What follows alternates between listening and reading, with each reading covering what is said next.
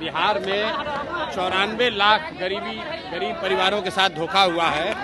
नीतीश कुमार ने तेजस्वी यादव के साथ जब सरकार थी तो अपने विधानसभा में खड़ा होकर कहा है कि 94 लाख गरीब परिवारों को बिहार में जातीय जनगणना के बाद उन्होंने ये घोषणा की थी नवंबर 2022 में कि हम लोग हर परिवार को 2 लाख रुपए देंगे।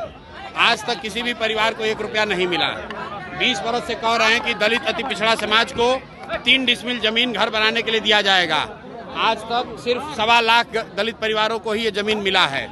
तो इसलिए और ये जो जमीन के दाखिल खारिज के नाम पर लूट मचा हुआ है, भ्रष्टाचार है, इसके विरोध में हम लोग सरकार से आवाज़ उठाने गए थे। वहाँ पर FIR हुआ है, उसकी कोई चिंता नहीं है। अगर यहाँ गरीब लोगों की आवाज़ उठाने के लिए FIR होना है तो 1 के बजाय 10 FIR हो जाए, कोई चिंता की बात नहीं है। विधानसभा में हाथापाई की स्थिति आई है सर। विधानसभा में कल हाथापाई की स्थिति उत्पन्न हो गई, कैसे देखते हैं? विधानसभा में अगर आप बालू माफिया, शराब माफिया, गुंडा बदमाश को जिताकर भेजिएगा तो विधानसभा में मारपीट नहीं होगा, तो वहाँ पर कोई संवाद तो होने वाला है नहीं।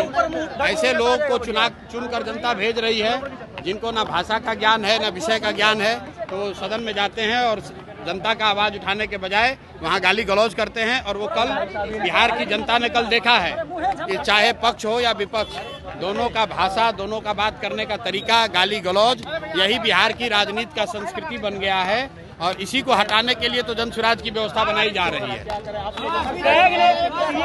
रिपोर्ट दिया है जिसमें बिहार सरकार अपना बजट खर्च नहीं कर पाई है और 70,000 करोड़ का कोई हिसाब नहीं है। देखिए, ऐसा है कि बिहार सरकार हर साल 40 से 50,000 करोड़ रुपया सरेंडर करती है, खर्च नहीं करती है। एक और गरीबी से लोग तबाह हैं, एक और लोग को रोजी रोजगार नहीं मिल रहा है।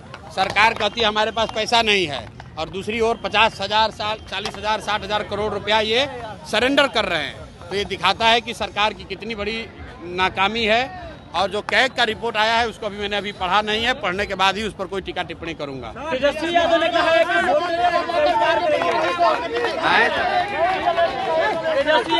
कि चुनाव का बहिष्कार करेंगे, क्या कहेंगे इस पर? भाई, हर लोकतंत्र में सभी दल, लोकतंत्र में नेता और दल अपना विचार रखने के लिए, अपना रास्ता चुनने के लिए स्वतंत्र हैं। अगर उनको लगता है कि उनको बहिष्कार करना चाहिए तो बहिष्कार करें। ये धमकी देने की गिदड़ भभकी क्यों दे रहे हैं? बहिष्कार करें, इसमें कोई बात नहीं है, उनका निर्णय है।